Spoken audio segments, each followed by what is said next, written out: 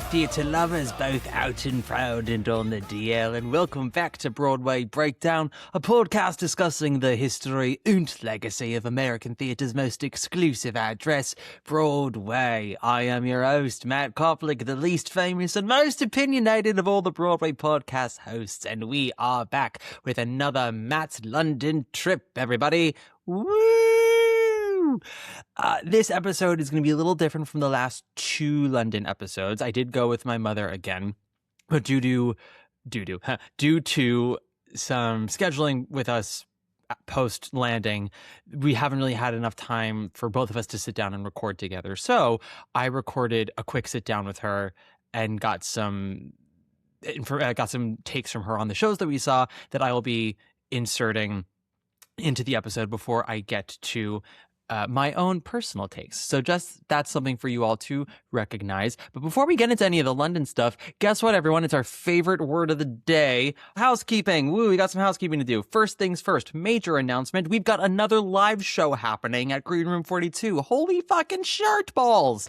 The live show we did in November, which we will post some audio of in the next couple of weeks leading up to this next live show. The live show in November went so well that Green Room 42 was very eager for us to come back and do some more. So we are doing some more. The first one is Friday, March 6th at 7 p.m. If you're on the Discord channel, then you saw me post the link and the show art for that. Or if you follow me on Instagram, you saw me post that recently. But yes, live show. It is also being live streamed. So if you can't make it in person, you can absolutely buy a live stream ticket for that. And the great news about the live stream is you do not have to watch it at the exact moment it streams. You have up to a week to watch the live stream if you have a ticket for that, but only that 1 week. If you wait too long, then you'll miss your window.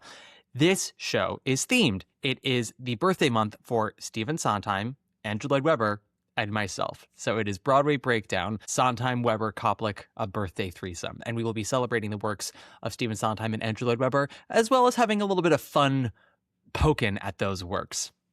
And all within the theme of a nice little birthday party. So please come for that. We have some guest stars showing up for that one as well. If you can't make it for that one, we've got another Broadway Breakdown live show, which will be May 3rd at Green Room 42. That will be a musical recap of the entire 2025-2026 Broadway season. Tickets for that will go on sale in a few weeks.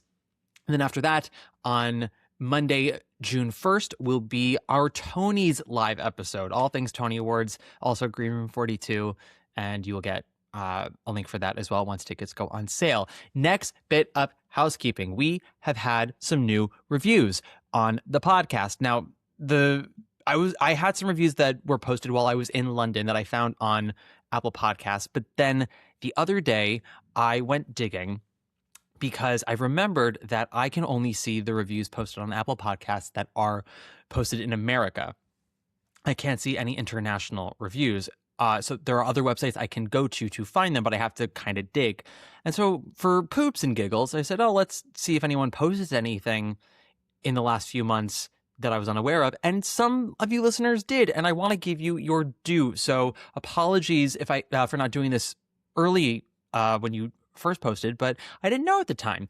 And those of you who are American and posted your reviews more recently, I will read those reviews in a few weeks at a later episode. So first, please cue the Light and the Piazza Overture. The best of times. The best Broadway podcast I've discovered so far is rapidly becoming my only Broadway podcast. This is intelligent, informative, and entertaining. What I love most is that Matt actively encourages his listeners to explore, have a point of view, whilst clearly expressing his own. You can tell that this was written from the UK. Theater opinions are not right or wrong, and I don't agree with everything Matt says, but I do agree with a lot. Thank you. My oldest school friend and I come to New York every year for a 5 shows in 4 days trip and try to see productions unlikely to transfer to London, and these reviews have informed and influenced our decisions. Keep up the good work. P.S. Hope you enjoyed London and loved Benjamin Button as much as we did. Oh, so this is back from the last time I went to London and we saw Benjamin Button. Yes, Richard, we did enjoy Benjamin Button. Okay, next up. Diva of the highest order. Oh my. This podcast has been very helpful as a young theater lover trying to study the sacred texts. It can be difficult to get a sense of the energy and emotion surrounding a past piece of theater solely through reading articles, but great podcasts like this really give a sense of at least some of those nuances. The only qualm I have wouldn't even be a problem for most people, but if, like me, you struggle with food, be conscious when revisiting to older episodes because there are some uncomfortable comments related to that. However, they drift off over the years and aren't a big deal. I also love Matt's warm energy and conversational way of speaking. As someone who's a bit of a loner, it's nice to feel like I'm listening to someone I know talk about their interests. Keep up the good work, Diva. Thanks, Emmy. Just so you know, fun fact, those earlier episodes when it was me and John Miscavige and we would do bits. For anyone who's curious as to what that meant about earlier episodes, we would do bits where we would be kind of vapid gaze with each other and talk about like, I ate too much today. Very Jen and Megan and Death Becomes Her. And we never really meant it. At least from what I recall, we never meant it. And I don't know how it came off, but the funny thing is that when we were all in lockdown, I didn't really have any new episodes up, and I was talking to a guy I had met on Hinge, and I had mentioned the podcast. He was like, oh, I'm going to listen now. And so he listened to some old episodes with me and John. And then he eventually texted me and he was like, so I listened to those older episodes. I really don't like how you two discuss bodies and food. So I don't think this is going to work out. I don't think you're a very nice person. And we didn't speak much after that. So thanks, John Miscavige, for ruining any chance I had at love. Last one. This is a black hole. Jesus Christ. The title is just This is a Black Hole. I used to have a balanced podcast diet, entertainment, news, politics. Then I tried one episode of Broadway Breakdown, and now all I do is binge the back catalog. Hope there's life on the other side. Thank you so much.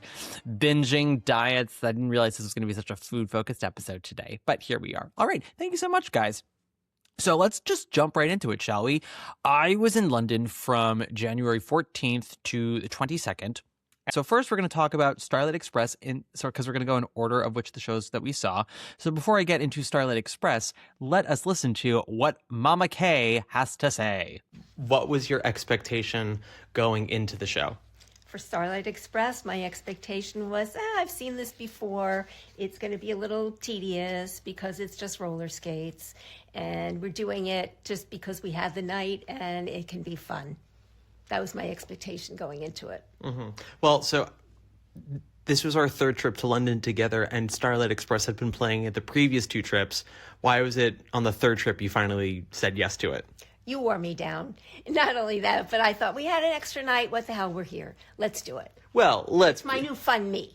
Yes, the new fun you. New year, new you. And so once we got there, what were your feelings during the show? Any immediate thoughts after the show? Like, what was your ultimate impression walking out of Starlight Express now that everyone knows what your lead up to it was? I think there are different facets to it. I was amazed that they could construct this great race course in such a fairly tight space, or maybe it's just we were tightly packed and it felt like a tight space. Mm-hmm. But I was just really impressed with the physicality and the fitness of the skaters, the costumes. They've livened it up a bit. I thought the kid was good. I really enjoyed it. It was just sort of a bonbon, you don't expect a whole lot and then you get pleasantly surprised. So it was fun. Yeah, there was a lot of energy. And the young man in front of us was... I was just about to go there. That was like one of the nice takeaways that was an extra. It's like the asterisk. There was a young man in front of us with his mother. He had cerebral palsy or something similar, and he could make himself understood to his mother. He couldn't really articulate, but he was really into it. He was clapping and he was sitting on the aisle. He stuck his hand out, and everyone gave him a high five as they skated by. It was just a really beautiful moment. It made it feel really intimate, even though this is a big show. It re-emphasized that I talk about, which is with theater, it's hard to say when something's good or bad objectively because there's always something that means something to somebody. And I don't think either one of us has ever felt that Starlight Express was a meaningful show to us, but clearly it means something to other people. And that was a person who was directly in front of us, who that show clearly meant the world to him. Because also it felt like he knew the show going in. He was aware of sort of where things were and what was going to happen. And that was really fun to see such a super fan who was also polite enjoy the show right in front of us. And his mom was very gentle and very loving and very patient. And, they seemed to have a very tight bond. I don't know anything about mother-son bonds, but... Yeah, we can't relate. I thought they had great crowd maintenance because they had sort of yellow tape on the aisle so you wouldn't disturb the skaters as they went by. They also kind of modernized it a little bit. The shtick of the skating... Okay, we've seen that. It's been around for a long time, but they did sort of, how can I say this? They kind of gayified it, which was fun, right? Electra was now clearly fluid. There were others who were fluid. It was very camped up in a way that I don't remember it being before. It didn't take itself seriously. Yeah, there was a big old lesbo relationship in there too. That's right. It was really good. And I have to say the kid was pretty good. Of course, he just has to go control, control. Well, now that we know that there's a lesbo relationship in the show, is this going to be your first date with Rachel Maddow? I don't know. I know she's pretty much unavailable, but it's Since when has that ever stopped either one of us? That's true. Yeah. That's true. No, she's still on my list. Do you remember anything about the first time we saw it in London? Yeah, I think it was fun. It was loud. Mm-hmm. But I don't remember the characters very well. Do you remember the reason why we saw it in 2000 in London? You wanted to see it. Yeah. Do you remember what my reasoning was? No. When we saw it in London, it was summer of 2000. It was you, me, Dad, Laura, and Grandmama. And she had already bought us tickets to Mamma Mia. And so we had time for one more show. And everyone was sort of like hemming and hawing. And I said, I want to see Starlight Express because it wasn't playing in New York anymore. It never was going to play in New York anymore. And I said, this is my only chance to see this show. And it's important that I see it. And we went. Now, Boo Boo argues that was not the reason why we went. Or rather, he says, I don't believe you said that. And I said, can you give me another reason why all 5 of us went to see Starlight Express? There's no other answer. It was me. And at 10 years old, it was the first time I was ever able to truly speak my mind in a way that convinced everyone. Well, here's an interesting factoid then. It was a tack on then, and it was a tack on with us this year. Right? It wasn't originally planned and it was tacked on. Yeah. And today, and this trip, it was also tacked on. Although the first time everyone kind of regretted it. And the second time, I feel like you and I didn't regret it. No, we didn't regret it. You have to take it with all of its context and just understand what it is, I also just remember we were so far away the first time. It was such a huge theater. And I do remember this part. The first time we saw it in the second act when Rusty, the steam train that can choo choo, is singing the big Starlight Express number in Act 2 with Mother, or I think it was Papa in the first one. There was a bunch of teenage girls in the orchestra who were like screaming like they were at a rock concert, being like, "Yo, Rusty, we love you, Rusty!" And so, and with the women we had at our show this year, I'm like, do white women love Starlight Express? Speak on that. Well, I think they liked the music and maybe they have some nostalgia for it. But what I will say is because the other one, you just hit something that it was so big, it was hard to connect with it. Here, you were face to face with these actors, and because of the smaller environment, you kind of cared a little bit about them, a little bit more, and you got into the personality of each one. I don't remember that from the first time seeing it. This is true. All right, so that's Starlight Express. Thank you very much, Mama. Pleasure. All right, thank you so much, Mother. Now it's up to me. Starlight Express, Starlight Express, are you real? Are you there? I think those are the lyrics. I can't remember. Starlight Express is not a show that I know super well. Saw it the one time back in 2000. Barely remembered it. Listened to it maybe once or twice over the years. But that was really it. And I didn't know what I was going to think about this production. It had been playing the last 2 trips that I took to London. And everyone I knew was like, oh my God, you got to see it. It's so mind-blowing. It's so campy. It's so fun. And I kept saying like, yeah, sure, maybe. And my mom was very hesitant. But then because she's in her yes and era right now, she finally agreed to it. And the fact that the show was closing in May. So we took the tube out from Farringdon out to Wembley Park, which is where sorry, no. Let me rephrase. I don't actually know exactly what the situation is over there. There's a football stadium there, Wembley Stadium, I guess is what it is. I don't know why I was about to say all this like I knew what I was talking about. I'm not from London. I'm not a sports person. What the fuck cosplaying was I about to do there? Just saying like, let me tell you a little something about football. Fuck me, and right in the ear. No.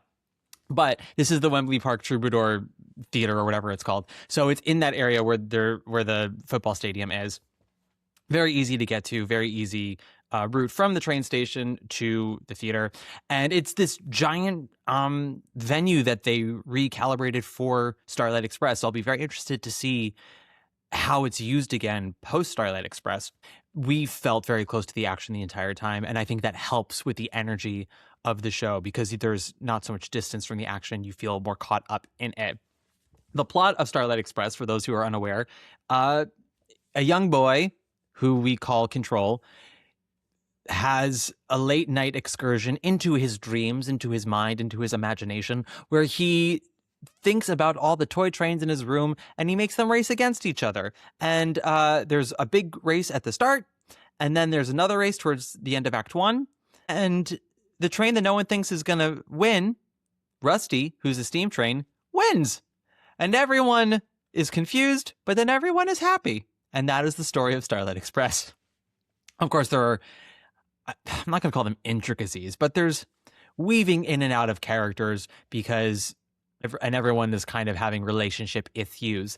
What I wasn't expecting about this version of Starlight Express, directed by Luke Shepard, by the way, who most of us would know from his work from And Juliet, and you'll hear his name later on in the podcast. I wasn't expecting this Starlight Express to be so queer. And I don't mean like you're a queer one, Julie Jordan. I mean like gay. She gay. The Starlight Express is quite gay. Partly it is the attitude of this production. It is very tongue-in-cheek. We're just doing a big old drag show on wheels and having fun. It's Xanadu as performed by Trixie Mattel in Thor costumes. I would say that's sort of how I would best describe it. But also just, there's some gender reassignments to roles. There's a character that used to be known as Papa that's become Mama, who's sort of the parental figure to Rusty and a few other discarded trains.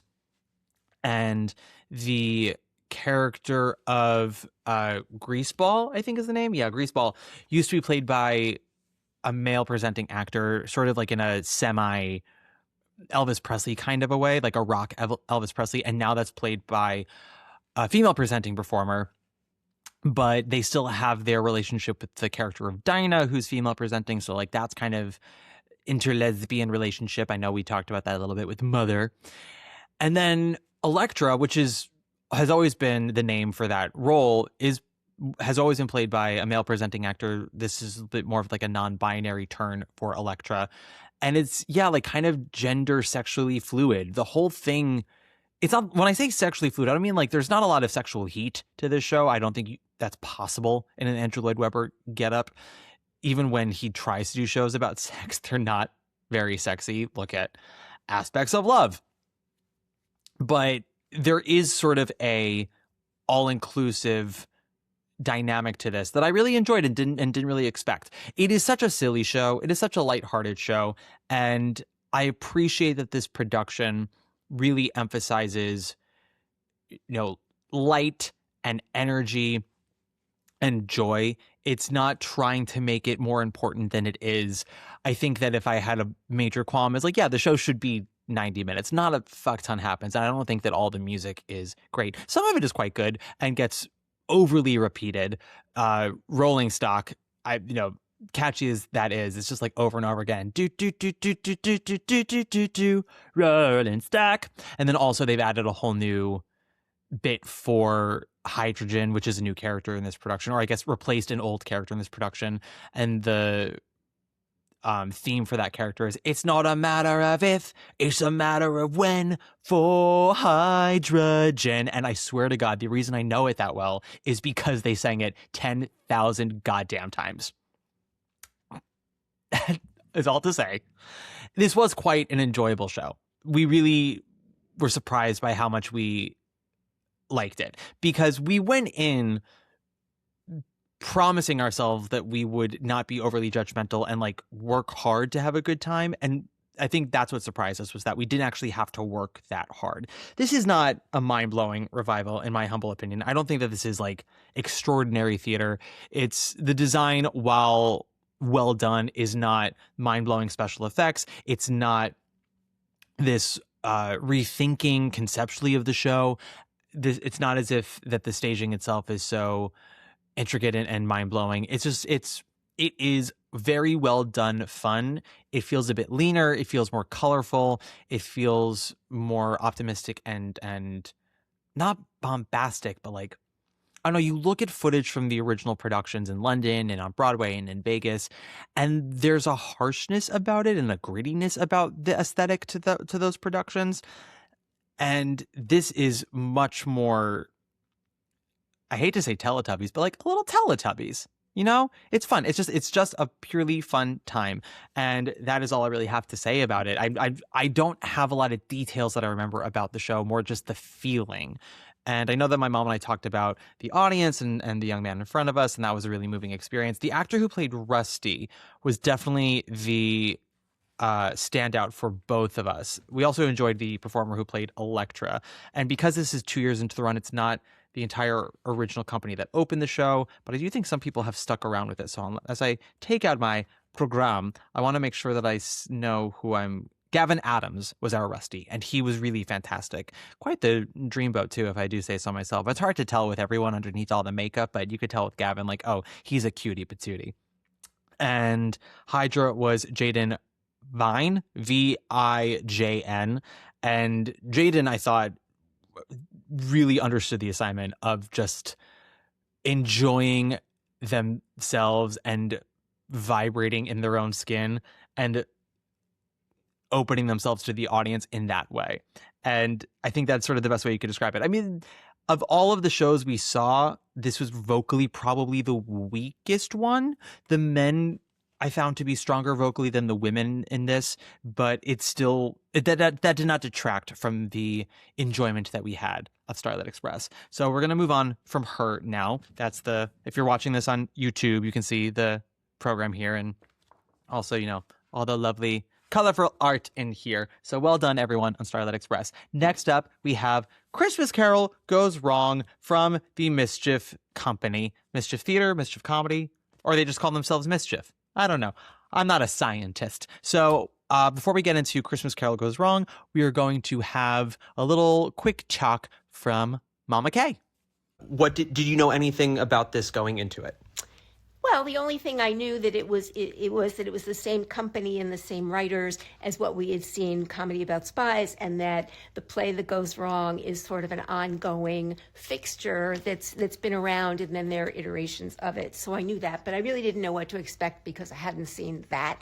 The only thing that I could think in my mind, if I had to conjure it up, was sort of a noises off kind of a situation. Mm-hmm. You can just imagine havoc and chaos and all of that. And of course, also, we knew someone involved with this production. Yes, we did. Matty DiCarlo, who is extended family now. He's Matthew's director for Yours Truly and another surprise thing that may be coming down the pike. Well, we could say what the thing is. We just don't have to elaborate on it. Does it have a name yet? No. Okay. Matthew has been writing a musical, which is very exciting. Multi-talented son here. I couldn't be more proud, but I'm also proud of Matty. I think it's great. I think this gives him real street cred and wings, and the sky's the limit for him. So this is a wonderful experience. 2 West End shows in less than a year, and we've seen both. We have seen both. We're on the cutting edge here. Mm-hmm. One of the things that they do in Mischief that I think doesn't get enough credit, and I'll talk about this more in my thing, but I think they're very good at wordplay. And it's something that people don't talk about enough. People usually talk about the physical comedy with Mischief, which they're all talented at, but there were 2, but one in particular turn of phrase that really made me chuckle. Do you remember this was early on when they're doing the auditions and the stage manager is bringing in someone who's auditioning for one of the ghosts of Christmas, and he misphrases what the ghost is and he has to be corrected. Do you remember what this one was? Yes. Of Christmas coming or something like that. Yeah. So it's supposed to be of Christmas yet to come. Yeah. And he calls it Christmas who's about to come. Yeah, that was great. Yeah, that was great. That one really got me. Listen, I'm a child, and I love a good sex pun. Thank you so much, Mama. So A Christmas Carol Goes Wrong, in a way, is similar to all the other goes wrongs that you might know, like Play That Goes Wrong, Peter Pan Goes Wrong. The gist is a theater company is putting on A Christmas Carol, and you watch all the ways in which the production goes to absolute pieces. The difference between Christmas Carol Goes Wrong and the previous Peter Pan and Play That Goes Wrong is that with Christmas Carol Goes Wrong, we get the build up to it. It's actually structured a lot more similarly to Noises Off than the previous two shows. We open with the auditions for Christmas Carol. It's the same theater company that is putting on the play and Play That Goes Wrong and putting on Peter Pan. And there's a character overlap in all of those. So it is still in that universe, which I really appreciate. And if you're a real big mischief goes wrong fanatic, you will get those character relations and their histories with each other. And they incorporate it into the dialogue in Christmas Carol, which is fun. And there's a running joke with one of the characters that he has a deathly fear of heights because of the accident that happened to him in Peter Pan Goes Wrong. So it's nice to know that these things continue onwards, you know? And so we begin with auditions, and we have our director who is a bit of an egomaniac and never thinks that anything coming into the theater is good enough for him. I'm not going to lie, he's got some leverage there because, yeah, it's an amateur community theater and everyone's passionate, but not everyone's very good.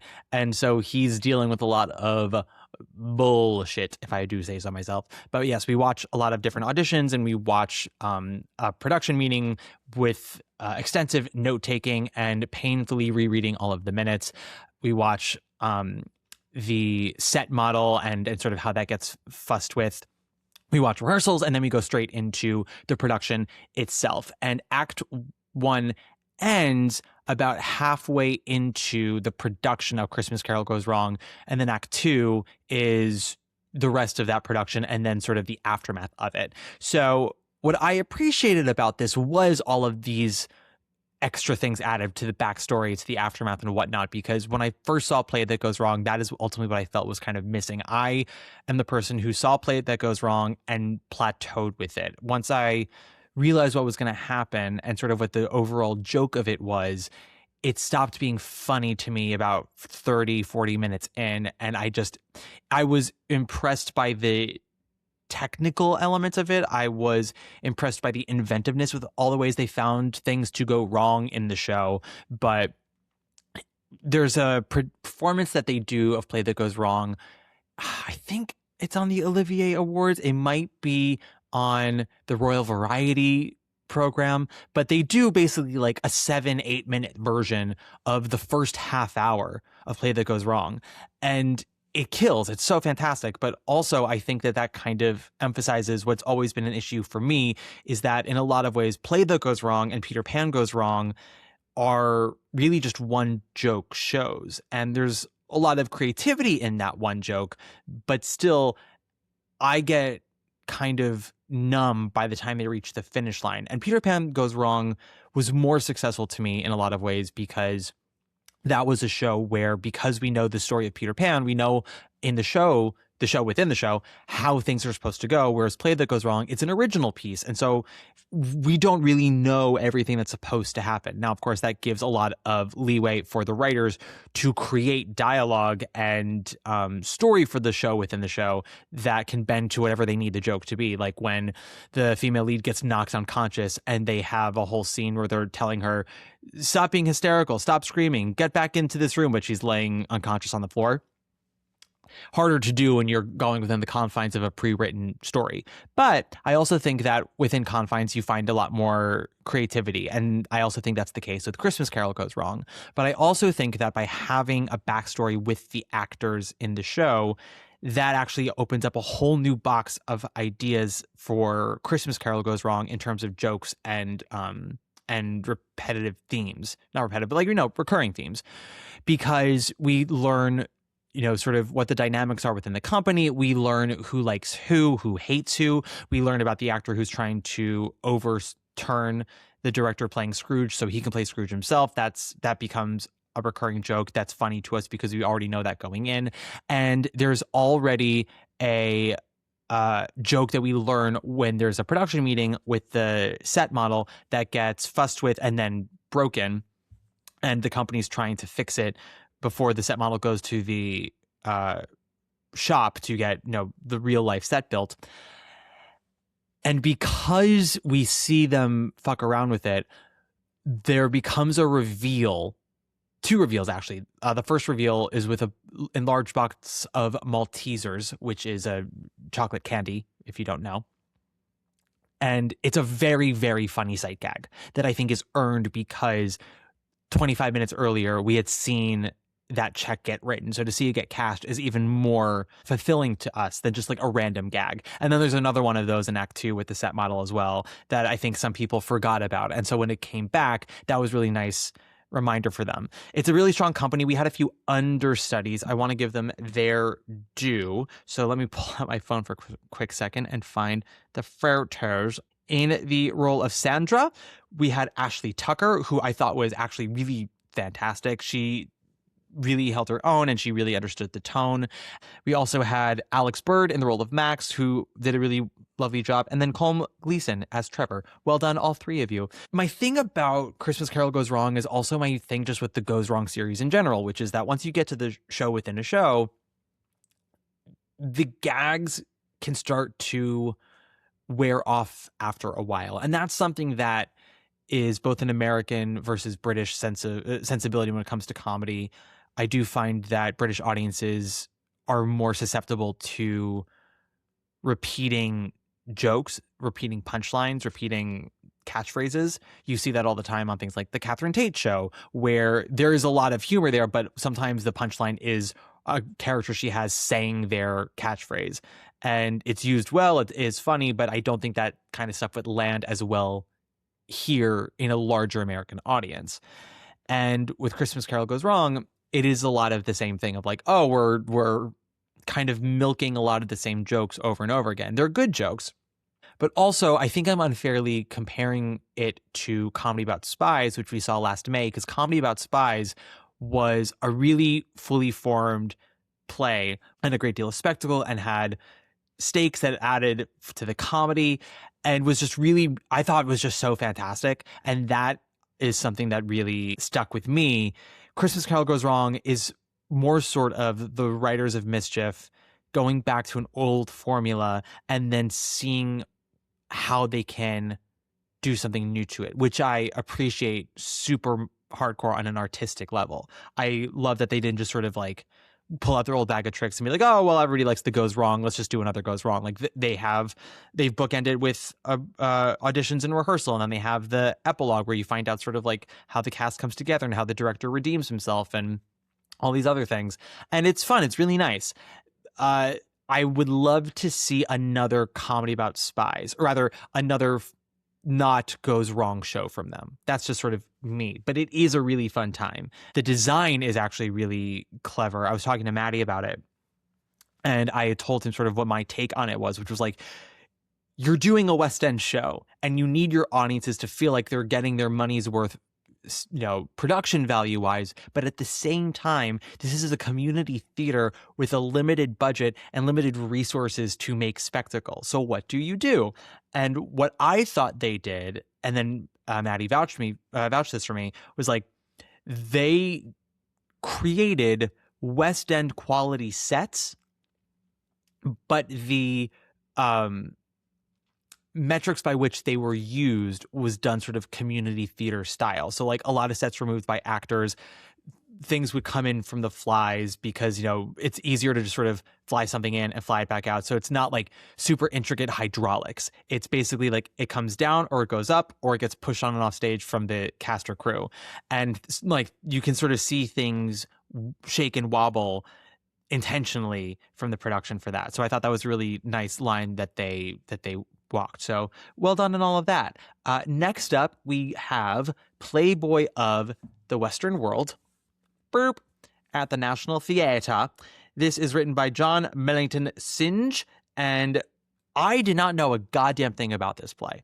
My friend Danny told me that it was a play that he had seen a few times and never really cared for. And Danny's a major Anglophile. He goes to London, honestly, more than I do. And when I told him that I was seeing this, he was like, okay, good luck. And so I was a little nervous. And part of the reason why I bought the Into the Woods tickets was because when Playboy and Into the Woods were starting previews around the same time, the Into the Woods feedback from audiences was so strong and the feedback from Playboy was actually quite tepid. I was like, oh, shoot. Is this really a play that, Danny was right about? Because Danny's not right about everything, just so you know. I don't take Danny's word for gospel, and he doesn't listen to this podcast, so he can't get mad at me. But, my mom and I both really love Dairy Girls and Bridgerton. Oh, before I forget, yes, we should listen to Mom a little bit. So take it away, Mom. What did you know about this show going into it? Did you know anything at all? What was the impetus for us to purchase tickets for this? Well, I was following your recommendations. I really didn't know anything about it except that it's sort of a catchphrase. People use something of the Western world, or, the biggest mouth in the Western world. But Playboy of the Western world, I had no idea what it was. And so I came to it fresh. Are you implying that I took your hand and forced you to see this show? You guided me. I absolutely took your insight as well, and this was one that interested you at the time. I'm not going to rewrite history here because there were two reasons why you were interested in seeing this show, and it's two members of the cast. I didn't know they were in it beforehand. I told you. Maybe it didn't register. It was part of the reason why you were interested, because what is a show that we love?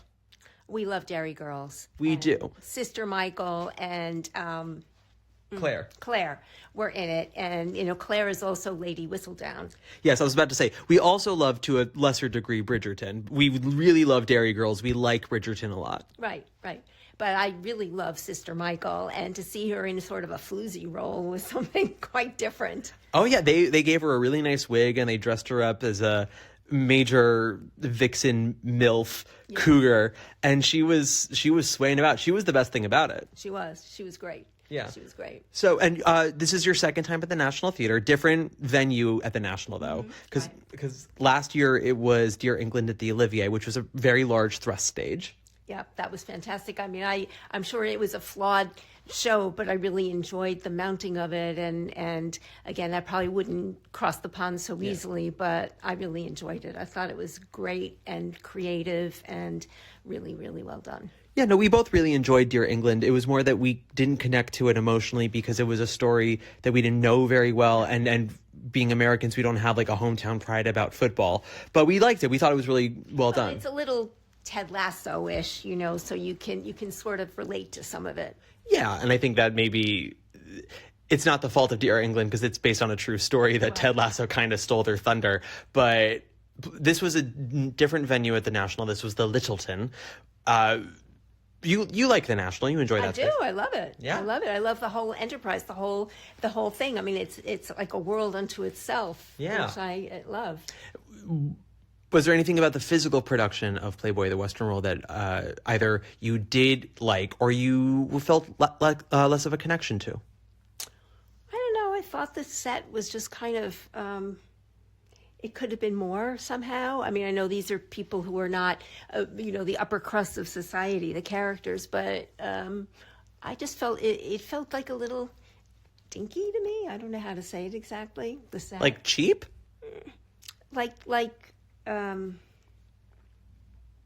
Underdone. Not cheap, but just underdone. Okay, like maybe needed another draft or two. Yeah, just some sprucing up. It didn't have much. I wasn't feeling the character. I felt like it was it was stiff and it was remote.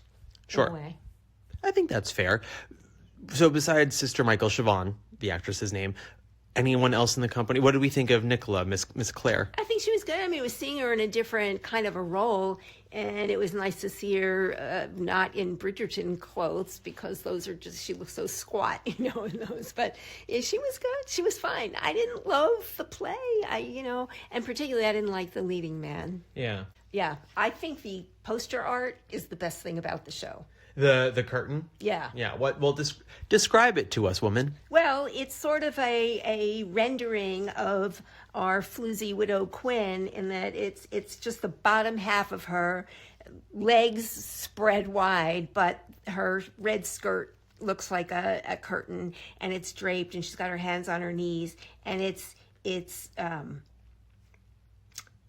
in a way it almost looks like the giant in Into the Woods, or a female ogre or something, because it's so huge and out of proportion.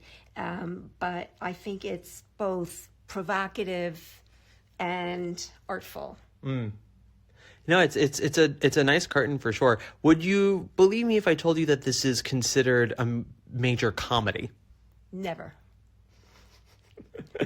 How many times did you say you laughed during this? Half a laugh. Half of a laugh, and it was from the Widow Quinn. Yeah, probably. I mean, a couple of chuckles, but I didn't see it as a comedy. I found it hard to process. It was a very long time until there was a single laugh in that show. Yeah. If I were an ice cream eater, I would have been looking forward to the ice cream at the interval. You really are obsessed with the fact that they serve ice cream at intervals. I think it's great. And when we saw Standing at Sky's Edge, they brought a bottle of rosé to the seats, and they were just drinking. You can order alcohol straight to your seat at the interval. It's great. Unbelievable. There we go. Thank you so much, Mom. So the play Playboy the Western World is ultimately about hold on, what's the name of the main character here? I gotta figure this out. Never ever say that I'm professional. I am just a little boy. A young man named Christy shows up to a village in Ireland, to a pub in Ireland really, having claimed that he had just murdered his father, and he ends up becoming the hunk of the town because of this.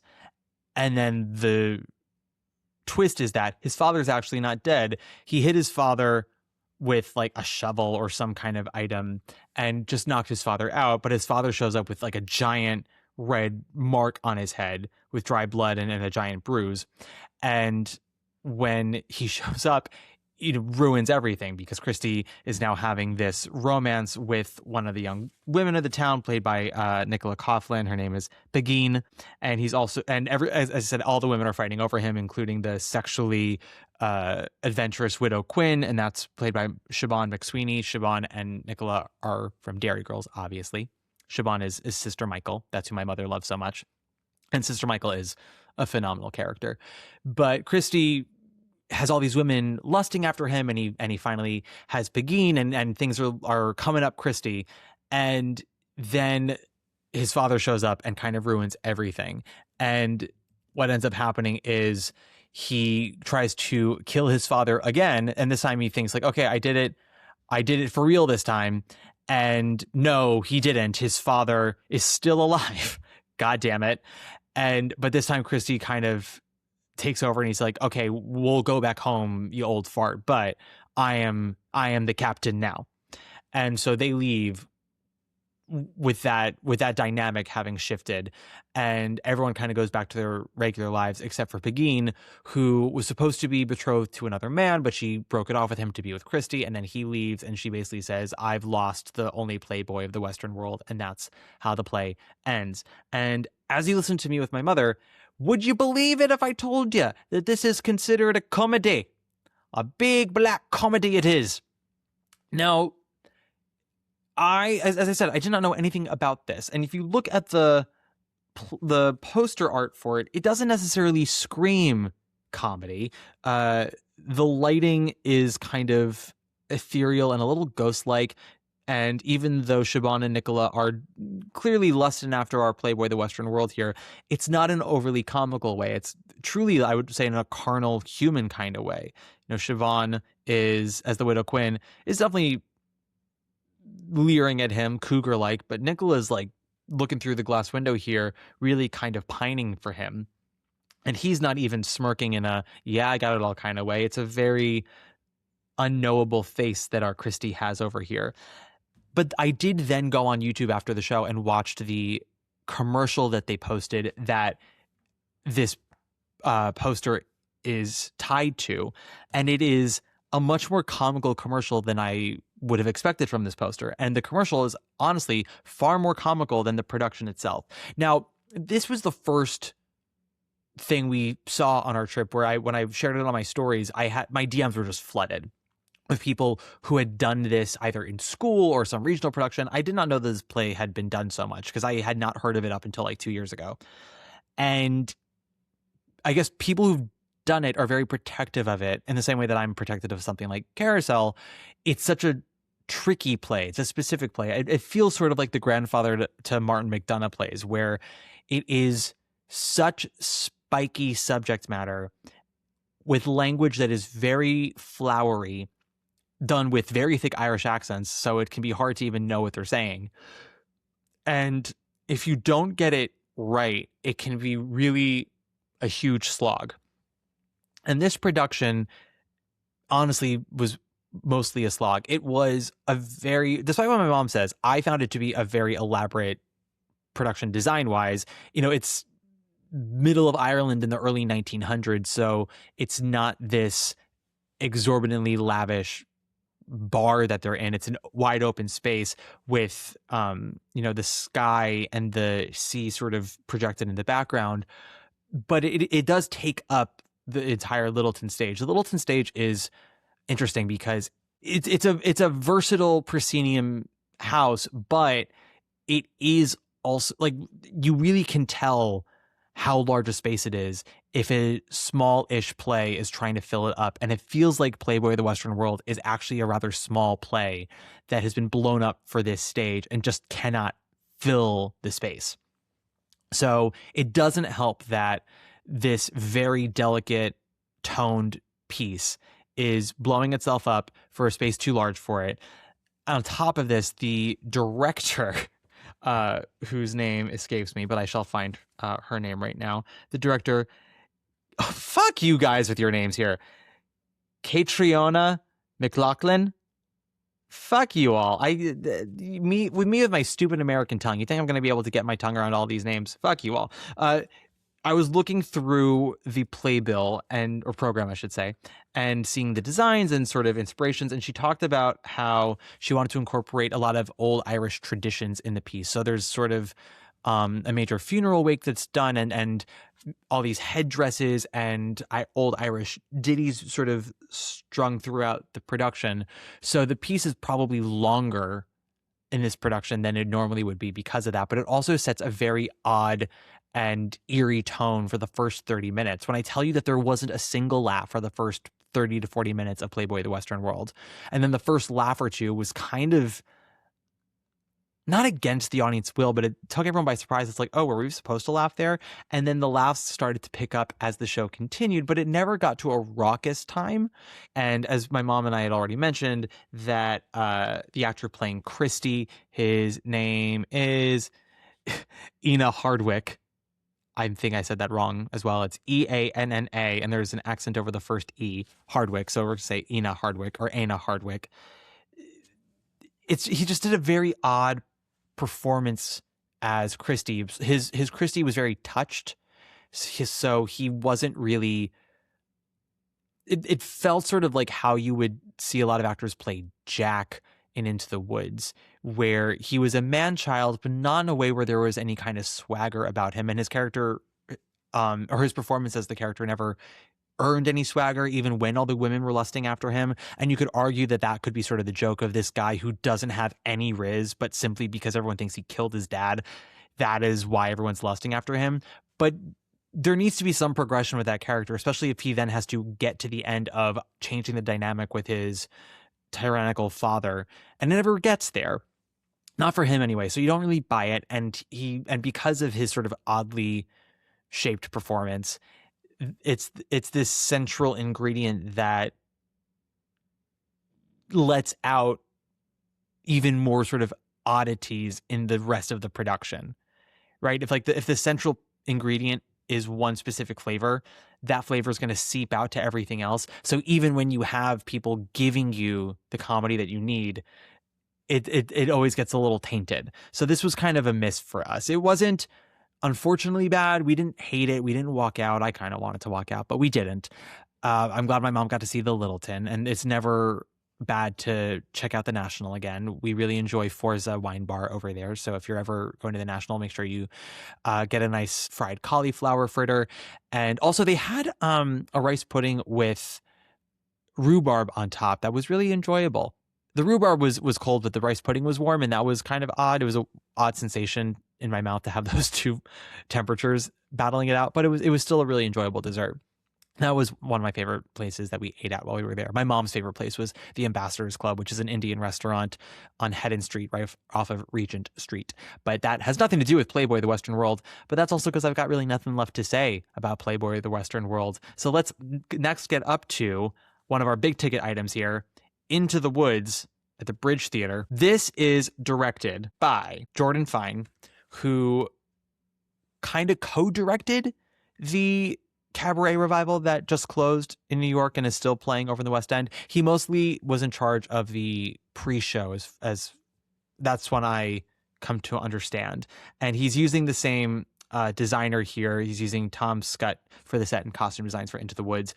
This production, for me, was a mostly successful experience. Really successful for my mother, that's worth its weight in fucking gold to me, because she was the one who was not on board with seeing it at first, and then it really blew her away. For me, in my life, the thing with Into the Woods, and I feel like I talked about this when discussing the last Broadway revival, I find it really hard with Into the Woods because I do love it. It is a favorite show of mine. As I've gotten older, it has fallen in the ranks of favorite Sondheims. It's definitely not the best Sondheim. I think that A Little Night Music and Sweeney Todd are objectively the best Sondheim shows. You can argue which one's the best score, but I think those shows, the score and the script combined, are just sort of like nearly foolproof. But also, for many of us Woods fans, the PBS taping of the original cast has been around now for 36 years. And has defined multiple generations of musical theater performers. And that original company is kind of unbeatable.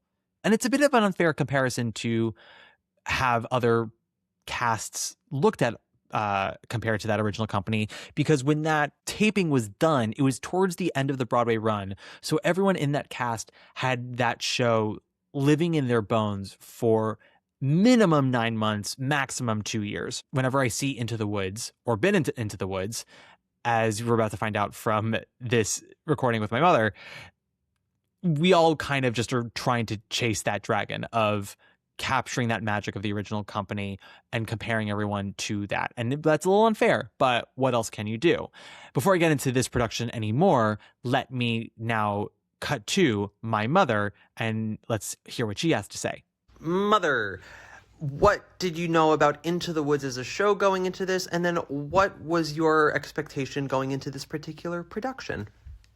I've seen Into the Woods maybe twice in my life. The most recent one with Neil Patrick Harris, and that was with the Milky White as the marionette, which was, a novelty. It was enjoyable. Fairy tales are not usually my thing. Do you remember the other time you saw Into the Woods? No, remind me. It was when you saw me in it. Who were you? I was Cinderella's prince, thank you very much. Where was this? This was at Applause. It was? Okay. Yeah, I'm so glad that my performance has stuck with you. They've all blended together, Okay, everyone, this is my mother, and this is what she thinks of my talent as an actor. This is why we transitioned into podcasting, because my own mother can't remember a single goddamn performance I've ever given. That's not true. That's not true. I mostly remember when I think about fairy tales or whatever, you dressed as Peter Pan for Halloween. Yes, because you made the costume, so that's really a pat on your own back. No, you were also Simba. You were adorable as Simba. Yeah, there was a really cute photo of me as Simba. I was a very cute child. And the Phantom. That's a less cute photo of me, but it's a fun time. Anyway, so Into the Woods, you had seen it twice, maybe even 3 times, because I think you also saw the revival in the early 2000s with me and Nanny. Maybe. The one with Vanessa Williams. But yeah, fairy tales are not usually your thing. Right. You liked the last revival because you saw it at Encores. You didn't see it. Right. I started Encores. And, I liked it well enough. Never really connected to it. Yeah. However. Well, so with this production, did you have any expectations going in? Did you know anything about it? I didn't know anything about how it might be different. And I just knew the property. So, I went in maybe with very lowered expectations. Because you like it. Well, yes, I like the show. It's one of my faves. But also, when we were looking at our lineup before we left for London, I pitched to you Into the Woods before they started performances at the Bridge. And I said, it's the theater where we saw Guys and Dolls. And what did you say at first? I don't remember. You said, no, thank you. I'm Into the Woods out. I didn't say that. Okay. Yeah. And then Playboy, The Western World, and Into the Woods started previews around the same time. And the word on Into the Woods was so strong up front. I came into this room, the office right here, and said to you, there's a 80% chance I'm going to buy tickets for us without your saying so. So just letting you know. And what did you say? I probably said, okay, you're in charge. Yep. So yeah, that was where we were at. So then we go into the theater. You said you didn't know really anything what to expect, lowered expectations. Mm-hmm. Yeah, exactly. And I was wowed. I was really wowed. I just thought all the performances were great, especially the witch, who just mesmerized me. I mean, she was strong and sexy and all these things at the same time. And she had a great voice. So I love that. But what also really wowed me was the set design, because they absolutely created the woods on a smallish kind of stage. And I don't know how much was optical illusion or how much was actual physical property work, but I thought it was fabulous. Yeah. Kate Fleetwood is the actress's name. She'll be getting more roses and more flowers when I do my separate section. But yeah, it's not a terribly large proscenium. It's an intimate theater that's very flexibly used in that space. But I think the stage is relatively deep, which helps. Besides The Witch, any other performers that stood out to you or moments that stood out to you? Well, the whole thing was just, I took it as one piece, and I really liked it. The princes are always fun. That's comic relief. Except when one's played by me. Yeah, but I don't remember the rivalry between you and who played the other prince. The other prince, when I did it, was Alex Ratner, who's an aspiring musical theater composer now. We did not play the over homoeroticism that these two princes did. Yeah, they really did. It was really quite obvious. It was funny. Yeah. Were there any revelations on the musical itself for you because of this production? Or was it more your wowness was the production itself? It just held together more for me, and I really enjoyed it. And maybe because of the size of the theater, the size of the stage, I just felt part of it, whereas it felt pretty remote at Encores, or, it was just like a production up there. This was.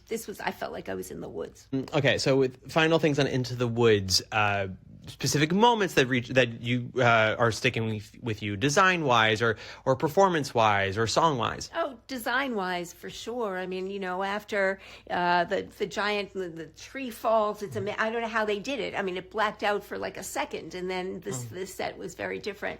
So I think that if it crosses the pond, everyone should see it, because I did really love it, and I thought it was such a different, inviting and engaging production. I don't always feel engaged. I felt very engaged. I think it would be hard to find the right theater for that production here, because you would need a stage that can carry the design but also have an intimacy with the audience. So that is tricky, but it is, I agree with you. I thought it was a really lovely production. Kate Fleetwood as the witch we both really loved. I'm trying to think of you loved Jack's mom and the grandma. Any thoughts on Little Red or Jack? Jack was a little fey for me. I mean, they made him out to be like I don't know, like foppish almost. Yeah, walking on his toes kind of thing, and really juvenile. I mean, as an older person, it was almost like a fluid performance. Well, the performer themselves, I believe, is non-binary, but also do not knock Light and the Loafers people, mother, because that you're knocking how your own son lives his damn life. No. There's this was just sort of beyond suggestive of being feminine. This was just right out there. I think you were watching Jack and his mom on stage, and you felt very uncomfortable by the very exact mirroring of our lives, of our relationship. You know that I love a cow, I love I love a hen, I love a harp, and you were just like, I can't deal with this right now. I go to the theater to escape. You know, I respect your opinions. And I think you're brilliant, and I think your analysis is great, and you are the most creative person I know. But right now, you're handing me a crock of shit.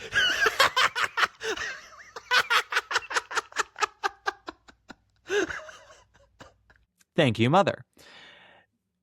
The last production of Into the Woods, the one that was at Encores and transferred to Broadway, I liked a lot. Cast was strong. It was a production that I thought really had no style or point of view, and that's not the worst thing in the world, because I think what really kind of made that Broadway revival pop for so many Into the Woods fans, as well as people who did not know Into the Woods super well, was that unfortunately for the last 35 years, Into the Woods has been perhaps the number one musical theater victim to directors and designers who have ideas, because it's a fairy tale, because there's all this magic and thematic ties into the show. Directors and designers are like, I've got an idea of how we're going to do Into the Woods, and they just take a hit of acid and they go to town. I have friends who went to Northwestern who told me about a student production that like took place in a camp, not like a sleepaway camp, like a concentration camp, and that the giant basically was like a watch guard, and you're sort of going, huh, what? I know there was a famous production that was, I think, in Seattle, maybe Portland, where the design of the witch in Act 1 was that like the garden was her body. So she had nectarines on her breasts and she had cabbages and celery all over herself. And so the Broadway revival, the Encores transfer Broadway revival, I think was a breath of fresh air for a lot of Into the Woods fans, because it just did the show. It trusted the material. It didn't do any major rewrites. They did not include Our Little World, which I appreciate, and they just did it. And many of us who loved the show and have always felt that the show was good, but was sort of clobbered by people with ideas, it was nice to sort of see the material itself just breathe and succeed. And for people who claimed to never like Into the Woods and saw this production, they were taken aback because they were like, oh, this show is good. Maybe I just saw a bad production, similar to how I'm kind of feeling about Playboy of the Western World.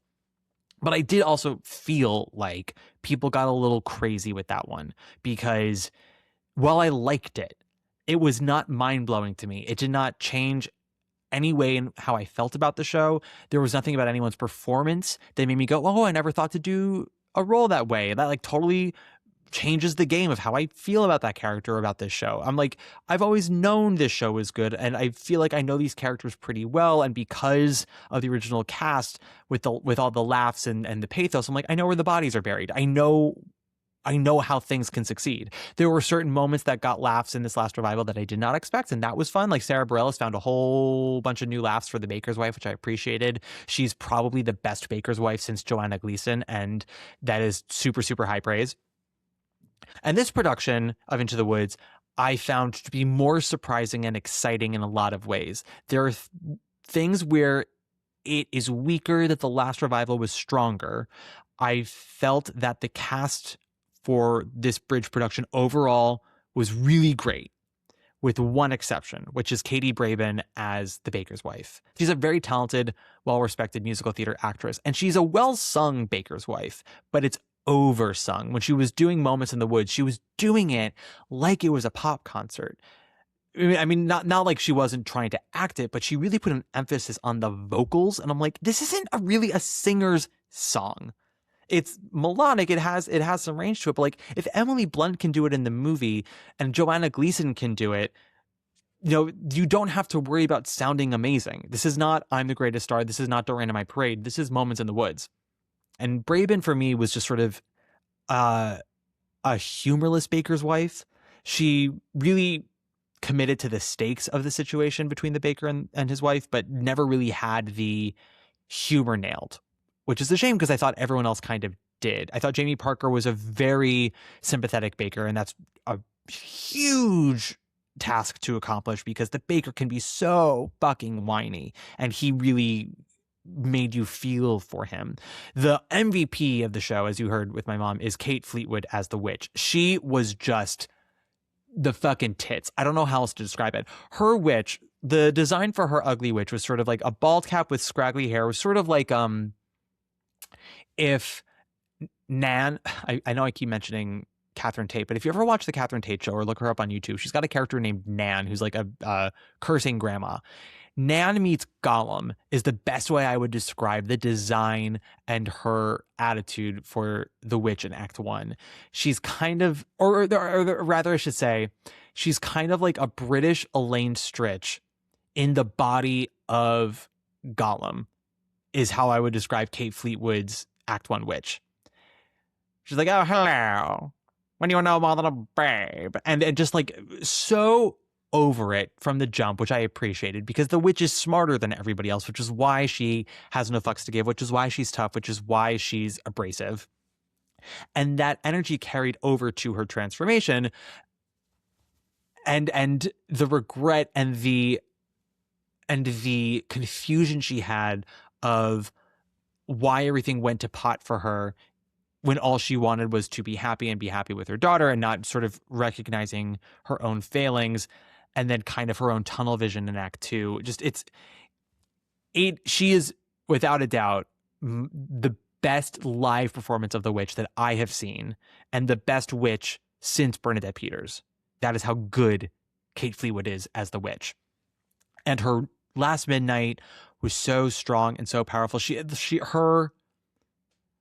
Normally when people do the shh at the top of Last Midnight from, Your Fault into Last Midnight, there's many ways to do it. Bernadette went sort of chillingly furious. Kate Fleetwood's witch, her shh is an extension of just how over it she is. She's been listening to them blabber on and on and on. And it's like she realizes halfway through Your Fault that there is no hope. They are all going to die because they had one chance to solve it, which is give Jack to the giantess. And rather than have a genuine discussion about like why it's the right thing to do or have an actual strategy of how to fix this, everyone's just pointing fingers to feel better about themselves. And you watch her listening to all of this and the realization of their doom creeps in on her. And the fact that no one else can sense this doom is now also annoying her. So when she shushes them, she's like, shut your stupid face. We're gonna die. It's all terrible and we're gonna die. And it was so good. I don't know how else to explain it. She also sounds great. Her voice is fantastic too, and her Stay With Me is really lovely. Vocally, I will say this Into the Woods surprised me at how well done the music was. Everyone sounded fantastic. Some people maybe a little too fantastic, like I said with Katie Braben. I will also say that Cinderella, who is played by Chusima Dornford May. Can everyone just be called like James and Alexa Smith from now on? Because y'all are tripping up my tongue here. And it's not even the third date. But Miss Dornford May, I will say, her voice is incredible. She's got a really strong belt that actually she uses quite a bit in as Cinderella than I expected. And she's got a nice soprano voice, but it's a bit thin and her break is a little high. And while Cinderella is a soprano role, it's a light soprano and a lot of the character is sung in sort of a mixy area. And so when she is doing Steps of the Palace, she's very much belting like I would say 80% of it. And things like her call to the birds in the prologue, it just doesn't have as much power in the soprano area of her voice as I would like it to be because of just where her voice sits. But she does a really beautiful job with No One Is Alone, I must say. I mean, her voice is fantastic. It's more just a personal taste I have with women who sing that role of like, can you give me a little bit more, I keep saying light, but yet like lightness. legato-ness. I if like a straight tone Benanti sound is sort of what I go for, which I guess you could just say is Kim Crosby. I will say Miss Dornford May was a fun and very strident Cinderella. What I enjoy about Anna Kendrick's Cinderella in the movie, and the movie is a mixed bag for sure, but I always enjoyed how Anna Kendrick's Cinderella is so uncomfortable in the ball gown. She's so uncomfortable being a princess. And that is something that is also true of Miss Dornford May, is like, even though she's no longer a scullery maid, and she looks beautiful, she's like, this is not how I naturally am, and it feels like a costume, and I'm just sort of an odd girl who talks to birds. And I appreciated that about her. Other standouts in the company are Jack was played by Joe Foster, who I thought that's probably the best Jack I have seen live. Definitely the best since Ben Wright. Sounded fantastic, had the right amount of innocence and earnestness, but never was super cloying. I guess my one issue with Gracie McGonagall as Little Red Riding Hood is like she did sometimes get a little too strident as Little Red. Like her red was very bold and brash, and that's a great color to have, but it was kind of that one note for all of Act 1. And then of course it started to crumble in Act 2 when, you know, she finds out that Granny is gone and all of that. But it was sort of a long time to wait for that exterior to crack. And so there were times in Act 1 I'm like, okay, this is a bit much right now. Can we soften it a bit? But she also sounded fantastic. Anyone else in the company? Oh, yes, our princes. Cinderella's prince, played by Oliver Saville, and Rapunzel's prince, played by Rice Whitfield. We mentioned a little bit in my mom's section, but like those guys were so fucking funny as the princes. Their agony was sort of, they were turned on by the agony itself. They were turned on by the chase of the woman, and they were kind of turned on by each other. There was an overt almost incest vibe to these princes and their agony. It's sort of like, I am so hot right now. I am attractive. I am turned on by my situation. And also my brother is hot and he's turned on by his situation. And what can I do? We're just two men in heat. And also we're royals, and, you know, royals fuck family. That's sort of always been their gig. So like it is played up for a very intensely sexual comedy, which I appreciated a great deal. Because usually when you're watching Princes and Into the Woods, it's more of a play on the bland leading man, you know, vapid baritone prototype. And then other times they go a little more foppish with it. That was sort of what Joshua Henry and Gavin Creel did in the last revival, of like they were kind of overly sexless in that revival. And in this production, they're overly sexed. And when given the choice, I will go for overly sexed every time. I think that sex is more interesting than sexless on a stage. In terms of, you know, romance, and in terms of what's the word I'm looking for? Not contrivance, but like in terms of like inner conflict, inner turmoil.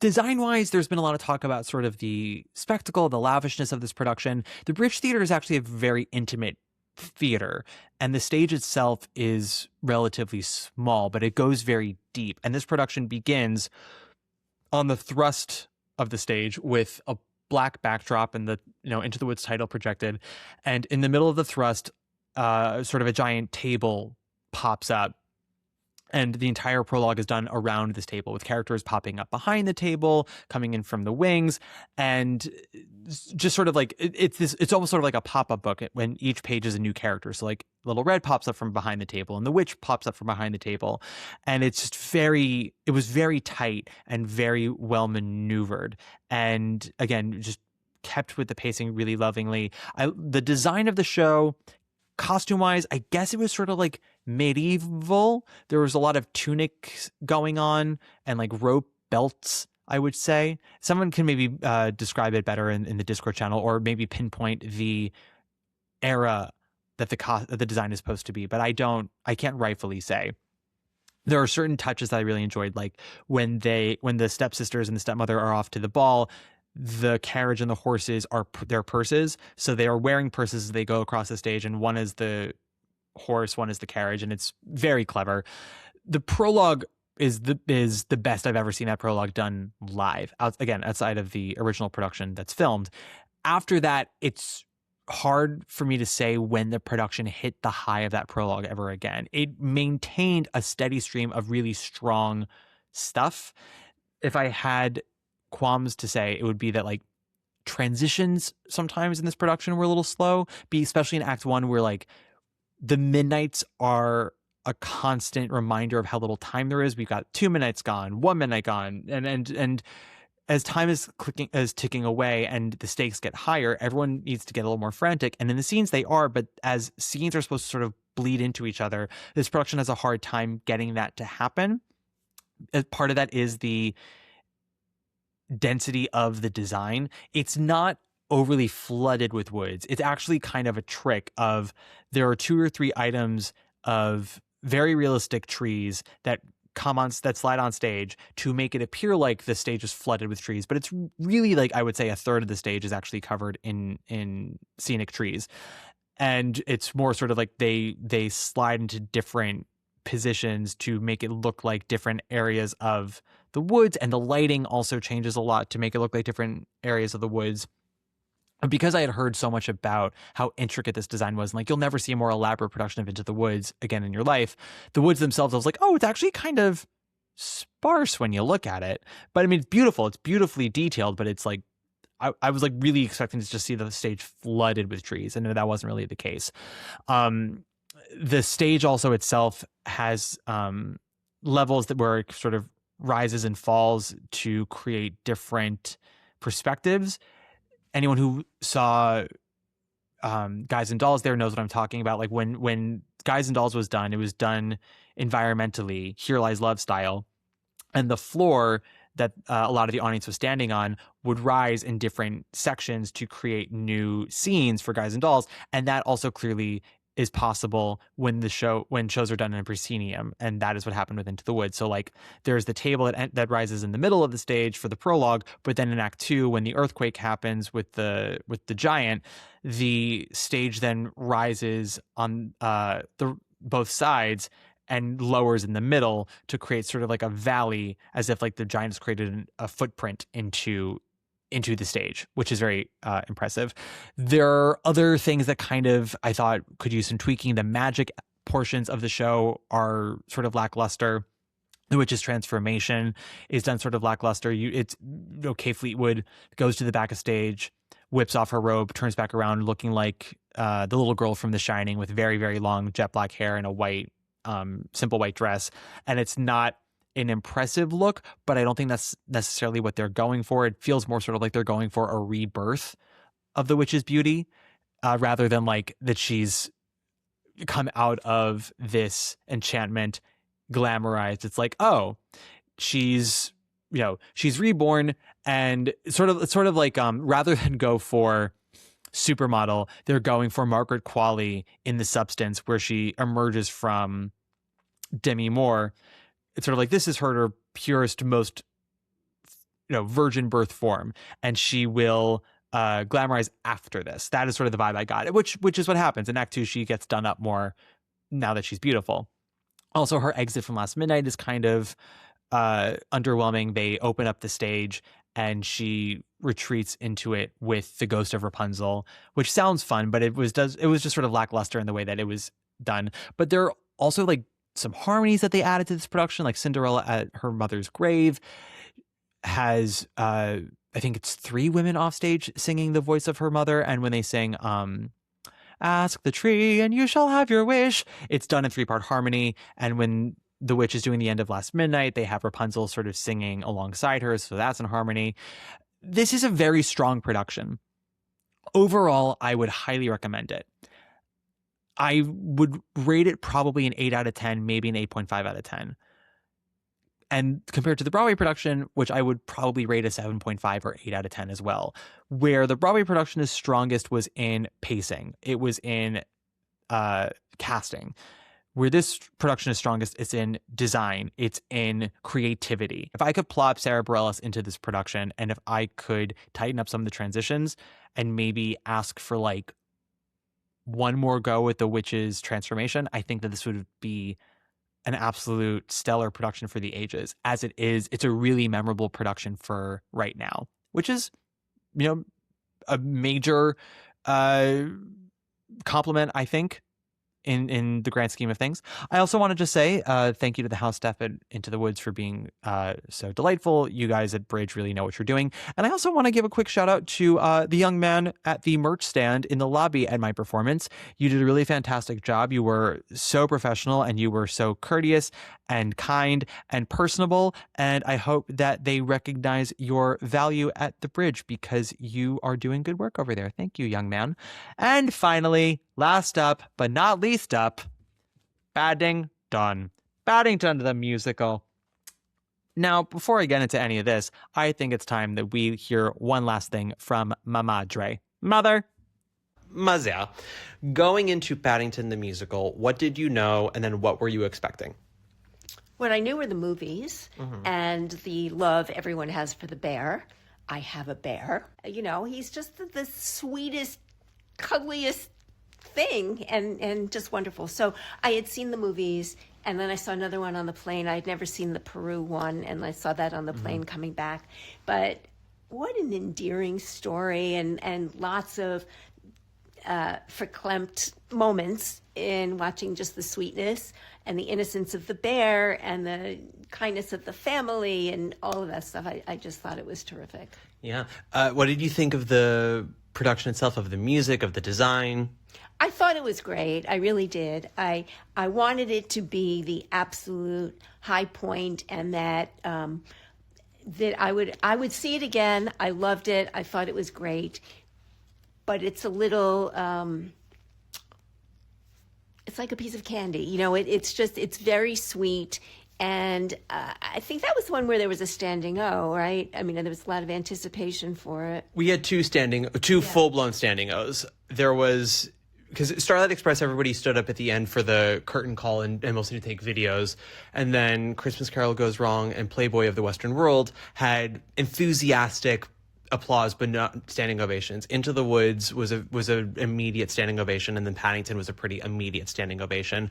Although both shows, I would argue, did not necessarily have raucous audiences throughout the night. There was enthusiasm, but you wouldn't expect the unanimous standing ovation both got until it actually happened. Yeah, there were no clues about it. I mean, the States, it's a much more vociferous response. And as we know, people stand and give an ovation to, everything, which doesn't show much discrimination on the part to the crock of shit I gave you in the last audio, that would have gotten a standing O in America. That's correct. Yeah. That's correct.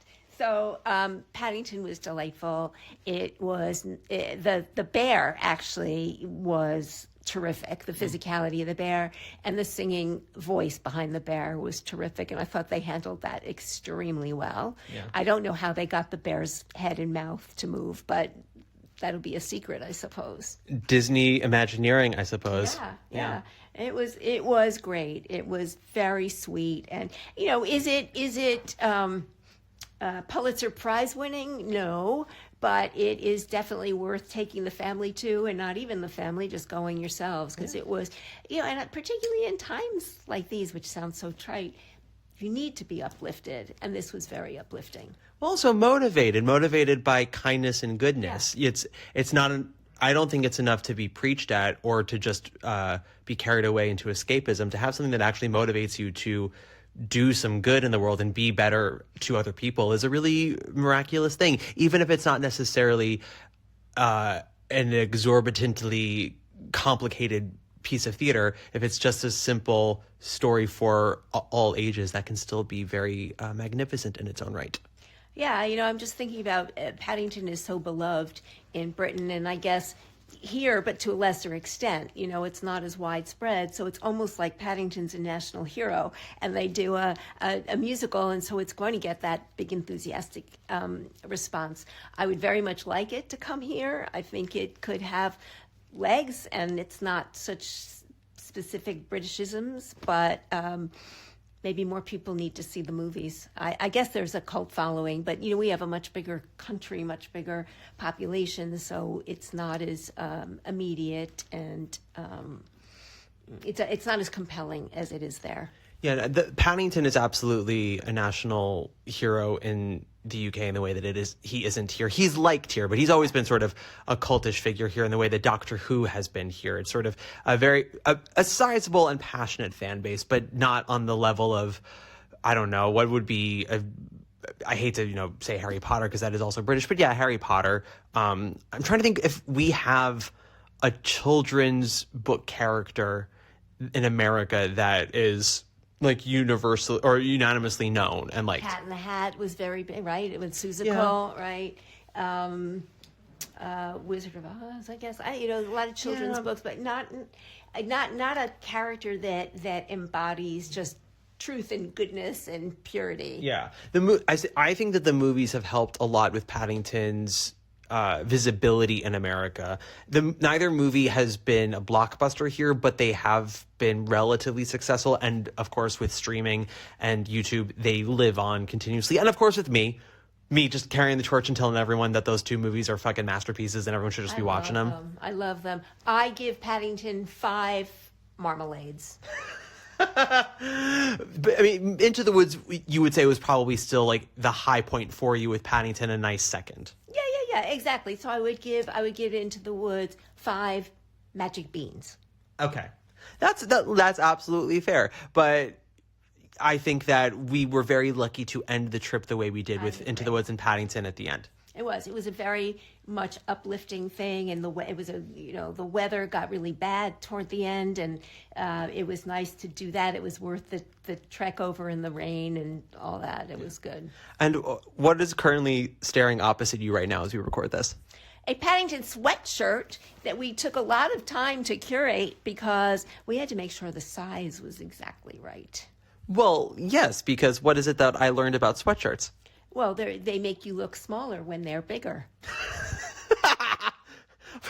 We don't need to go into my body dysmorphia all that much. Well, what am I supposed to say about the larger sweatshirt? What? Well, I originally purchased a small sweatshirt, and then during dinner I was like, maybe I should get myself a medium instead. Didn't you caucus with someone about it or something? Yeah, Danny. I texted Danny and I said, I think I made a mistake. And he said, oh, just go and exchange it. They do it all the time. And lo and behold, they were very good about it. They were very good. Yeah.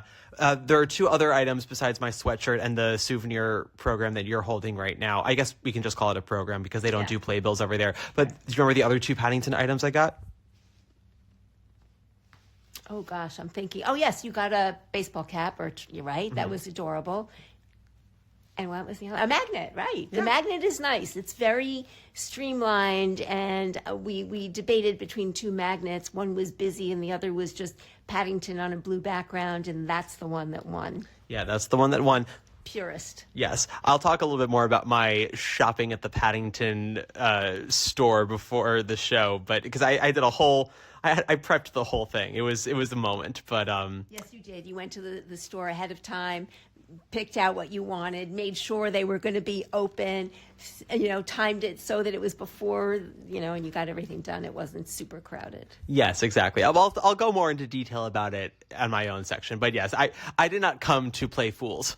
Well, I want to say there was the interesting end point to all of this was we were waiting for our luggage at JFK, and a young woman came over and saw Matthew's cap and started talking about Paddington, and she was wearing a blue toggle jacket that clearly was Paddington, and she wasn't a kid. She was almost 40 years old. She was older than me, she said. Well, granted, she also thought I was much younger than I was, but that's not me pulling thread. The London climate. It's the all the humidity in the air that makes us look a little bit younger. Let's say that's what it was. But when we were walking into the theater, there were grown adults wearing the Paddington bucket hats. Oh, totally. It was really something else. It was almost like being at the World's Fair where everybody, that's before your time. Well, I mean, listen, we were at a Wednesday evening show in the middle of January, but even so, there weren't that many children. It was a lot of adults. A lot of adults, which I think speaks to its marketability if it were to come here. Yeah. Thank you, ma'am. So here's the thing about Paddington the musical. I went in as blind as I could be. I didn't want to know anything about the music. I didn't want to know anything about the plot. I had the bear design spoiled a little bit for me but I did my best to forget all about it once someone had sent me the photo and looked the other way. I even yelled at friends who were trying to send me photos of it, and I was like, get that fucking shit out of my DMs. And so I was able to pretty much avoid it. What I did not expect was that this musical is basically the plot of the first movie. Not basically, it is. It is a musical adaptation of the first Paddington movie, which is Paddington Bear travels from darkest Peru now that his uncle has passed and his Aunt Lucy is living in the home for retired bears. He needs to find a new home and people to take care of him, where he meets the Browns and he ingratiates himself to their family. But he's doing that while looking for the explorer who had discovered his Aunt Lucy and Uncle Pazuzu and told them about London and showed them Marmalade. And Paddington's thinking this explorer might be my home now. While at the same time, there is a taxidermist working for the Museum of Natural History who has gotten wind that Paddington has arrived in London and is now hunting him. Her name is Millicent Clyde. And now that she has news that he's in London, she's hunting him so he can be the ultimate exhibition for her display of stuffed animals, because as we find out, her father was the said explorer who went to darkest Peru and did not come back with a specimen of the bears, but rather treated them like the kind creatures that they are, which kicked him out of the Geographers Guild and brought the Clyde family a bunch of shame. And so Millicent is trying to bring back pride to the family, as well as get back at her dead daddy, because she has daddy issues. And chaos ensues, but Millicent Clyde is beaten, and Paddington joins the Browns as a family member, and everything is good in the end. As I've made very clear, and as you can see from my shirt over here, I'm wearing a Paddington sweatshirt. I also have got a Paddington hat and a Paddington magnet. Paddington means a great deal to me.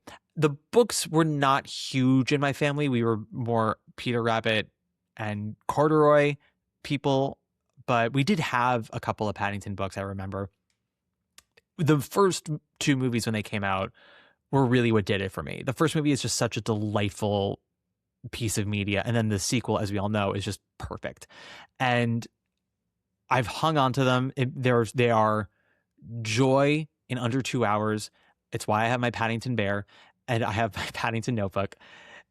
And so this was a very, very important show. And I'm so glad that I bought tickets when I did, because the show is a big titty hit in London. You cannot get tickets until like April over there. And even then, those tickets are sparse. If you want like a really actual genuinely good seat, you either have to wait for cancellation or you got to buy for, July or August. I'll start off with the positives. Because it's based off of the first movie, and I would say borrows a great deal of material from the first movie, it is a very delightful night at the theater. The story is strong. A lot of my favorite jokes from the movie are in there as well. A lot of my favorite zingers from the movie as well are in there as well. Like when Millicent Clyde learns about Paddington's existence in the song Pretty Little Dead Things, her assistant says, "Boss, is this bear endangered?" And she says, "It is now." That's one of my favorite lines from the movie, and it's in the show, and it's great. The score is wall-to-wall bops. I did not know who Tom Fletcher was. I never heard of the band McFly, because I'm me and I don't know these things. It is a really impressive score. I was expecting it to be more kind of piano tinkly, light-hearted, because that's sort of what the movies are. There's also a bit of calypso music in the movies. This is like pop music, loud, exciting, brash pop music, and that threw me for a loop. But it didn't take away from the fact how magical it was as a score, and really dynamic musical theater writing with quite tight rhymes and really epic power ballads and fun group numbers, like with the Sound of London, which is a giant company number where Paddington's learning about all the intricacies of London town. And it's a really well-designed show. It's a very elaborate show, spectacle-wise. I did not expect that. It's not, we're not talking Harry Potter and the Cursed Child here, but it is a really intelligent blend of projection and practical sets coming together to create a visceral world. It is a heightened, candy-coated version of London, which is also what the movies do, which is what makes it so impressive. The bear puppet, as we all know, if you've seen it online, is just mind-blowing. It is a costume worn by an actress with a very intricately mechanical face that is manipulated by the actor who sings Paddington and performs all of his dialogue in the show. He's manipulating the facial expressions of the costume off stage, but they work together in a really seamless way. The cast overall is incredibly strong. The actor who plays Paddington is James Hamid, and the way that they sort of do it is when the show begins, they are in the shop of trinkets and whatnot, which in the movie is the store owned by Jim Broadbent, and this is where Paddington learns about the Geographers Guild and who the explorer is and where he came from. And so this is where the storytelling device of the show, we bookend it in this shop. And when what's the name of the store owner? Mr. Gruber. When Mr. Gruber is singing about his store, a young man comes in, and that's James Hamid, and he sees a stuffed bear on a shelf, and that's where Mr. Gruber then sings about, oh, let me tell you a story about a bear, and we jump into the story of Paddington. We see the actress in the Paddington costume come out, and James Hamid starts to sing as Paddington, standing behind the bear costume, and we come to realize, oh, this is the guy who's going to be singing and speaking as Paddington, and this is sort of how it's going to go. And then once we crash into the rest of the opening number, he goes off stage, and Paddington the bear performs solo on stage, and we hear James's voice off stage. And then it all ties back together at the end of the show, and the two performers take a bow together since they, play Paddington together. I don't want to go into the specifics of the plot or the score too much, because I'm hoping that when the cast album comes out, people can listen to it for themselves. If you don't know the story of the first movie, just watch the first movie. It's fantastic. And the show is very faithful to the first movie. They make a couple of small changes. They make it that Mr. Brown, instead of being sort of like a motorcyclist, former rock biker in his day, and then he becomes a risk analyst once he gets a family, they make it that he used to be in a rock band and then became a risk analyst, which they use as an opportunity for him to perform a rock number towards the end of Act 1 to show his boss and to show his family that he still has some of his old joie de vivre from his youth, which I think you can do when he's used to be in a rock band and not like a biker. I'm sure you can't do a motorbiking number, but this is what we would call a clever change for the sake of musical theater. You want to find opportunities for song anywhere you can get. So if Mr. Brown used to be in a band, wouldn't you know it, he's going to perform a song from said band once again. Other standouts in the company, obviously, Victoria Hamilton Barrett as Millicent Clyde. She has the right amount of whimsy about her and blending it with menace. She plays it. She basically understands that she has to play a real villain in a whimsical world. So she can't be bone-chilling, but she also cannot undersell the actual danger that this character poses to our beloved Paddington, because we do need to have stakes in the show. It can't just be charm all the time, always. That will wear off eventually, especially for a 2.5-hour musical like this one. And she is able to bring that evil gravitas without it overwhelming the show and changing the temperature of the piece. And that is just such a hard thing to do. And if this show were to transfer to Broadway, should it transfer, they would be very wise to bring her over. We do have women here who could do it. This is a role that was like tailor-made for Jennifer Simard, but I think that Victoria Hamilton Barrett is so special in the role that it would behoove us to expose her to a wider audience here, because not only is she a phenomenal actress, she's a phenomenal singer. She's got like a smoky belt to her that adds to the menace of Millicent. The Menace of Millicent. That should be the title of a book for something. I don't know. We'll figure it out. Another person I want to give a shout out to is Amy Booth Steele as Lady Sloane, among other parts. Amy Booth Steele plays a bunch of roles in the show. She plays an announcer at Paddington Station. Paddington Station is, of course, where Paddington gets his name from. And she plays a couple of other smaller roles, but her biggest role is Lady Sloane, who represents the Geographers Guild. And she has like one big scene in Act 1, and then she's got 2 or 3 scenes in Act 2 and a song in Act 2. And she is just someone who, like, give a mouse a cookie and he will he will devour it and ask for more. This woman knows how to steal the spotlight in a way that is not rude to her castmates, but allows her to relish in what she has created for us. Her Lady Sloane from the Geographers Guild. The joke is basically how pompous and stiff upper lip and upper class she is. And she does something that I normally don't always like, that I often roll my eyes at, which is the Anna Lee Ashford School for Comedic Acting, where you say a word weirdly to get a laugh. But it works here because it's not a one-off. It's something that is consistent with her character. And when they meet her at the Geographers Guild trying to get information on Montgomery Clyde, the first thing she says to them is, "Are you a member?" Which is important because the Geographers Guild is very it's a very exclusive club, and they're very pretentious. And so in order to get any information, you have to be a member. But she's always asking all the time, "Are you a member?" But the way she says it is, are you a member? So when they ask, "Oh, can we have information about this explorer? Are you a member?" And it's just so fucking funny. And she keeps always bringing it up. "Are you a member? You can't do it unless you are a member." And then she's just like, when she says no. "Are you a member? Then no. I don't want to hear the question. No. You cannot be a member.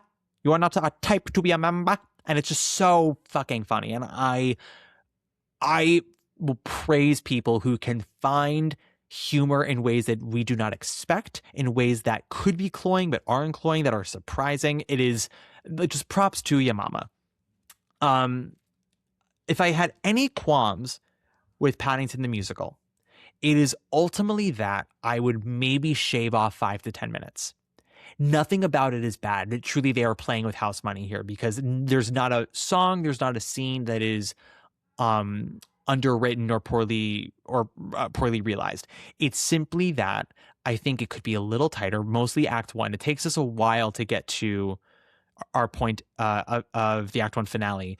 And it's one of those things where I'm like, I could maybe cut a number and find ways to tighten a handful of scenes where it's like, if you shave off 15 seconds of, 4 scenes, that's already a full minute shaved off. And then shave off 15 seconds from another 4 scenes, that's 2 minutes. And then if you cut a number, then we've got 5.5 minutes off of Act 1 and we're tight as a drum. And then Act 2, I would also maybe shave off another 5 minutes. It's not overly long. It's not so much that it drags, as like, you can, when you're watching it, you can sort of feel where there's a little bit of air. And if this were to come to America, the best way for it to succeed is to really kind of make it the most tight product family entertainment it can be. Because ultimately Paddington the musical is not trying to be Company. It's not trying to be Sunday in the Park with George. It is trying to be an entertainment with heart and intelligence for families, for people of all ages, which is what entertainments used to be, right? You look at movies from the Disney Renaissance era, Little Mermaid, Beauty and the Beast, or you look at the Golden Age like Snow White, and you look at Who Framed Roger Rabbit. You even look at the first 2 Paddington movies, and children delight in them, but adults also enjoy them because they are well structured, well crafted, well written.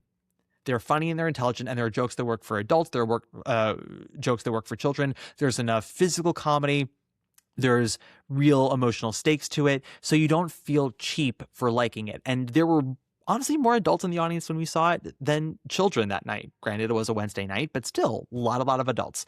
And I think what the musical gets so right is it does not cheapen Paddington to go for the lowest common denominator of saying, well, we're only trying to appeal to 7-year-olds, and parents just, be happy that your kids are happy. No, they want both parent and child to like it. And that is where it succeeds so brilliantly. And so with that in mind, as I said, we're playing with house money here. There's nothing that needs to be rewritten. There's nothing that needs to be exchanged or rethought. I would tell them, if they are looking to bring this to Broadway, to come back to it maybe over the summer, and go, okay, we have to be ruthless here, and we have to do our best to shave off 5 to 10 minutes from this entire show. And I think they can. I think there are little pieces in scenes that they can just sort of cut a couple of lines to get to the punchline faster, get to the end of the scene just a little bit faster. I think that there are numbers that maybe you can take out a verse. There are a couple of musical interludes and reprises that have buttons for applause that don't need the buttons, but you can just take the button down and go right into the next scene. And these things just all add up. These little things add up to make it a more well-oiled machine without feeling mechanical or cold. Just in order for something this lighthearted and optimistic and joyful to succeed in such a cynical world, you have to set it up for as much success as possible. And in America, we do not have an overwhelming love for Paddington that can override, and pride for Paddington that can override any hiccups or flaws that might keep an American adult from enjoying this show. So you want to kind of think ahead and knock those problems out before we can, have anyone come to them. I don't have much else to say other than this was such a joyful piece for me. I would say this was my number one of the trip. I know Into the Woods was number one for my mother, but Paddington for me was such a delightful, heartwarming, and confirming show. I wanted it to be good, and it was good. I want to see it again, partly because I want to feel that love again, but also like now that I've seen it, I don't have to conflate it in my head as like this all-time epic work of art. And now that I know what to expect a bit more, I can sit and enjoy it rather than try to just absorb every crumb that this show has. Because when you want to love something, when something is like a really epic moment for you, and with theater it's fleeting, you're trying to remember everything. You're trying to absorb everything. And it's hard to always enjoy yourself. But I did think that I enjoyed myself with this. But I want to see it again and relax even more now that I know. Because there is so much to love about this. And I think that if you are in London, if you have the opportunity to absolutely see it, and if you can't see it, wait for the cast album and then watch the first movie and play the songs alongside it, because that's a very similar experience. It's just such a delightful evening. And once again, directed by Luke Shepard. That's the way his name was brought up again since Starlight Express. And I really appreciate the time and craft and energy that went into this, because as I said before, so many shows on Broadway have gone with, well, we're just trying to be a good time. We're not trying to break any ground. Can you cut us a break? And that is always an excuse for sloppy writing, bad writing, underthought designs and basic staging and poor performances. And this is a show that really is trying to go for the highest caliber of full family entertainment, and that is why it is succeeding as well as it is in England, because they really took the time to think it through and make it the best it could be. And I want more people to think of that as they go forward creating works, especially if you're creating works with children in mind. You don't want to feed them slop. You want to feed them curated, material, because ultimately this is the stuff that's going to help shape their brains as they get older. That's it for now. If you have more questions about any of these shows, you can ask me either on Instagram at Matt Koplik, usual spelling, or you can join the Discord channel and ask me there. You can join our Substack and ask me there. We've been a little lax with releasing articles on there in conjunction with the episodes here. I've had people join the Substack because they liked my writing, but they aren't really podcast people, and we would have articles tied to the episode so they could read those and sort of get the gist of what we were talking about here. But I will pick those back up again shortly, I promise you. Once again, we have a link for tickets for the March 6th Sondheim Webber Koplik A Birthday Threesome live show at Green Room 42 in the description box. And we are going to close out this episode with Miss Victoria Hamilton Barrett. All right, that is it. I'll see you guys next week with another deep dive. Take it away, Victoria. Bye. Make me feel alive. If you want to see them, swap the mausoleum for museum, and I'll